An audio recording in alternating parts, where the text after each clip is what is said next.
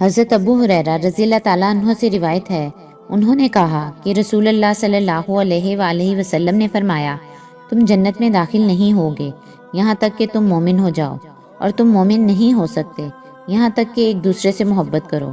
کیا تمہیں ایسی چیز نہ بتاؤں کہ جب تم اس پر عمل کرو تو ایک دوسرے کے ساتھ محبت کرنے لگو، آپس میں سلام عام کرو۔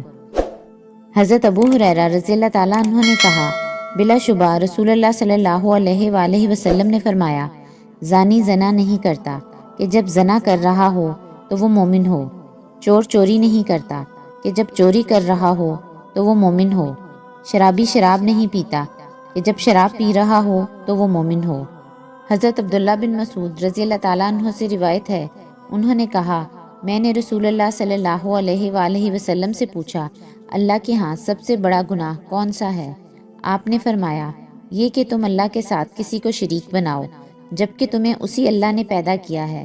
میں نے عرض کی، واقعی یہ بہت بڑا گناہ ہے۔ کہا، میں نے پوچھا، پھر کون سا؟ فرمایا، یہ کہ تم اس ڈر سے اپنے بچے کو قتل کرو کہ وہ تمہارے ساتھ کھائے گا۔ کہا، میں نے پوچھا، پھر کون سا؟ فرمایا، پھر یہ کہ اپنے پڑوسی کی بیوی کے ساتھ زنا کرو۔